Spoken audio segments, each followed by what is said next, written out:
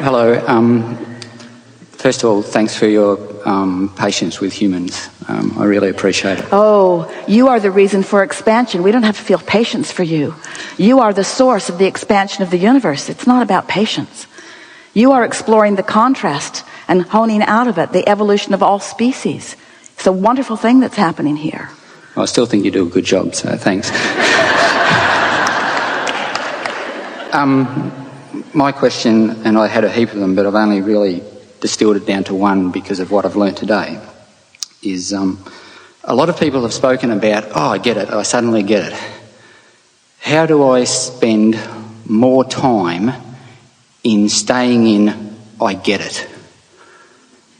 If you follow what I mean. We do, but how do you know? How are you going to have an aha moment if you haven't had an aha moment? How are you going to know you've got it unless you didn't have it before you got it? I can accept that, but what I'm asking is, how do I spend more time as opposed to what I'm currently spending in the aha moments? By not talking about the time that you're currently spending. By talking more about what that feels like. By reveling more in that. By just tuning yourself softly toward that. And here's the biggest piece that we want you to hear. We so want you to hear this. Stop beating up on yourself when you're not there. Make peace with negative emotion. All of you. We want so much for you to make peace with the glorious guidance system that you have within you. Make peace with negative emotion. Make peace with it. Make peace with it. You could not know a level of pain if it were not for a level of desire. Jerry said that to Esther. She talks to him nearly every morning. She talks to him all day, but she was specifically talking, reaching for some relief from her discomfort right after he made his transition. And he said something so powerful to her. He said, you could not feel this level of despair if it were not for the powerful love that you feel for me. That's really something to think about, isn't it? If that love were not there, the pinching off of it wouldn't hurt. So that's why we want you to make peace with that feeling of the pinching off of it, because the pinching off of it means that there's something that you could turn immediately toward if you just would accept that you're vibrational beings. We don't see you at your radio dial grimacing about the broadcast point of view of those stations that are out there. You just tune your dial to something that is pleasing to you. And that's all that deliberate creation is. It's tuning your dial to something that is pleasing to you. But you can't tune your dial to something that pleases you if you're beating up on yourself for it taking too long, or if you're beating up on yourself for not having tuned it, you say. So ask your question again.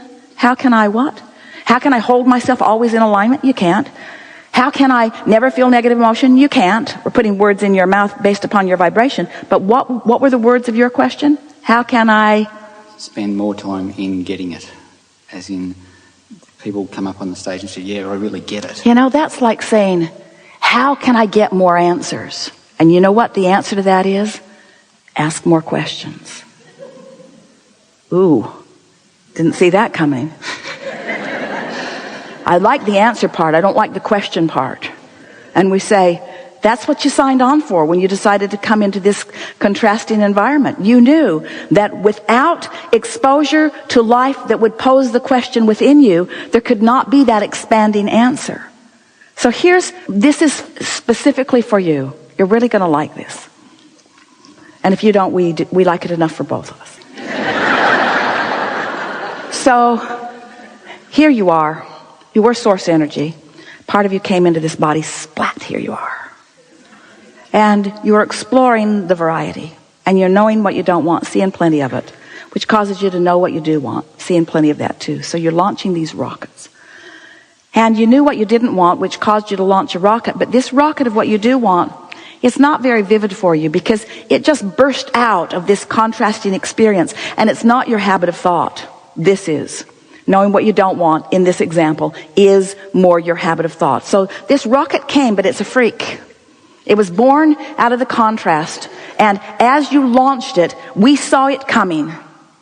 We rode it immediately and became vibrationally part of it and held the frequency of it for you, for when you catch up with it. Not just us, but all those like us. In other words, we're on that vibrational vortex. It's spinning. And immediately the cooperative components, because of law of attraction, began to come to it. And so the momentum got really going good. In fact, it got going so good that you couldn't stick with it. Not for very long. You launched it, but you haven't practiced it. So what are you left with? Oh, you gave birth to it, but you're not a vibrational match to it. So where does that leave you? It leaves you in emotional awareness of your separation from it. Well, big deal, Abraham. That's not too satisfying. So you're telling me I launched a desire and all I know now is that I'm not a match to the desire? Pretty much. But that's worth knowing everything, because if you know you launched it, if you know it's yours, if you know source energy is focused upon it, if you know source energy is holding the signal of it, then even though you're not a vibrational match to it right now, that doesn't matter, because you have plenty of time. It's not going anywhere. You now know that you've launched the rocket. And so now you say, all right, I'll focus upon the fact that it does exist, even though it hasn't evidenced itself. I'll accept that it's in my vortex, even though my point of attraction hasn't allowed me to realize it yet. I'll accept that I've done step 1 and that you're doing step 2, and I'll look forward to step 3. I'll accept all of that. I'm feeling a little better about it just thinking about that.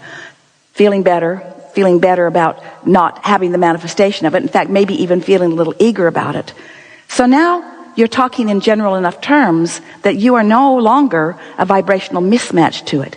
You are, in general terms, matching it because you believe in law of attraction. You believe in your own worthiness. You believe in being human and launching the desire. And so now you somehow, some way, work yourself into vibrational alignment with it. In other words, you just stop doing the stuff that you've been doing that kept you from being there. You started focusing on laws and processes instead of evidence that was pointing out when you weren't doing it. You started focusing upon the laws and the processes that meant that maybe you could do it. And all of a sudden, you click into place with it. You close the gap. You don't know really how you did it. You just monkeyed around with it until you managed it. But you came into alignment with it. And when you did, you felt relief. You felt relief as you released the resistance. And now you are a perfect vibrational match to your desire. Your grid and your desire equal one another. And now it cannot be any other way. It must reveal itself to you in full manifested form. And it does. And you say yes for a minute. Because in the moment that it manifests, you not only have the confirming knowledge that you have managed to find alignment with it, but you now have, we love you so much, another set of contrasting experiences, which are launching another rocket of desire to which you are not a vibrational match. But now you know what to do. This time it's not going to take you so long. This time you're not struggling so hard. So what if it hasn't manifested? It's coming. I know that I'm good at this. I can align. All I have to do is clear my mind and not focus upon the absence of it. Stop beating the drum of what I don't want relative to this. Stop keeping active the opposite of what it is and start thinking a little bit more about the presence of what it is. Or change the subject altogether and look at other things that feel good to me. And now somehow, some way, you don't really know exactly how you did it because you did it sort of gradually and incrementally. Maybe someone else walked into your room, some teacher, somebody that's holding you as their object of attention, knowing that you can do something that you didn't know you can do, and suddenly you're in vibrational alignment with it. You don't really even know how you figured it out, but oh boy, did you feel the relief of it as you came into vibrational resonance with this new desire. And now you are your grid. You are in the perfect vibrational place of what's in your vortex. There's no vibrational separation between where you are and where it is, and it flows into your grid, and you feel the exhilaration of the relief of that, and then it manifests. And this time you say, I did that, I did that, I did that, I did that, and you're so happy for about that long. And as it manifested, now here you stand with it, the manifestation of it, evidence of your vibrational alignment, and we love you so much, another set of contrasting experiences that cause you to launch another rocket of desire. So after a while, you begin to recognize that you're not ever going to get it done. And then it starts taking the sting out of what's not done, because there's always going to be plenty that's not done. And instead of feeling bad about what's not done, you feel eager about what's becoming. And then you start putting your attention upon what really matters, which is how you feel. And then you start looking for relief. You start letting your cork float. You start deliberately raising your vibration. You start looking for reasons to feel good, making lists of positive aspects, going to the places that make you feel good, giving yourself the right, giving yourself permission to do more things that are fun and less things that are hard, more things that feel good and fewer things that are assigned to you by others who are trying to get you to prove your worthiness. And so you just keep finding yourself in alignment, and then blessed with the manifestation of your desire, and then alignment, and then blessed with the manifestation of your desire. Until before you know it, you don't ask the question, how can I be there more of the time? You just acknowledge, hey, I'm there mostly. And every now and again, I get this fantastic piece of negative emotion that lets me know that I have some big expansion that I'm ready to come into vibrational alignment with. And then you begin managing your gap. That's really what this life experience is about. It's about how much endurance you've decided to assign to yourself. I'm going to endure my discord longer. And we say, why? And you say, because it makes me popular among other humans. They seem to like my suffering. And we say, if we were standing in your physical shoes, we'd suffer if we couldn't figure out how to do anything otherwise. But we'd be figuring out pretty quick how to relieve ourselves of the suffering of our own negative attention toward things that are a vibrational mismatch to the whole that we have become. You are the creators of your reality, and you came forth into these magnificent bodies with clear intent. And you knew that you would be exploring the contrast, and you knew that the contrast would inspire you to new heights. And you knew that that vortex would fill to the brim with all kinds of magnificent things, and that law of attraction would bring a synergy to it, and that the cooperative components would all be gathered. And you intended full well to be very speedily along the way to be one of those cooperative components. And you knew that you would have guidance within you that would let you know how much cooperation you are giving to this cooperative vortex. You knew that your emotions would tell you where you are, and it was your full intention to follow the thoughts that felt the best, knowing that life would just keep causing and expanding you, and that the fun of life causing and expanding you is to consciously keep up with that expansion. To consciously keep up with your expansion. That's what life is all about, you see. Not one of you said, I'll pay the price, I'll go forth and suffer, I'll turn the world around, I'll help point out the errors of their ways, I'll make the world a better place. Every one of you said, I'll go forth and I'll carve out my individual and powerfully important impression of what would be an improvement. And then I will punctuate it by aligning with my idea and allowing the evidence of it to actualize in my experience. That's what this expanding universe is all about. We stand in non-physical energy, but there is nothing about your physical world that we are not fully involved in. And so your satisfaction is ours. And those positive emotions that you revel in, that's the party we're all throwing on your behalf, you see. It's time for everybody to come to the party. And your question was our favorite question so far.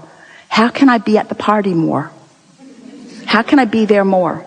How can I allow myself more of the fun of this physical life experience? And we say, step 1, step 2, step 3. Put your attention upon step 3, because step 1 and 2 come naturally. Step 3 is your work. Step 3 is your work. The art of allowing. The art of allowing your alignment with all that you have become. Not because it's assigned to you, but because once you identify it, you can't go back from it.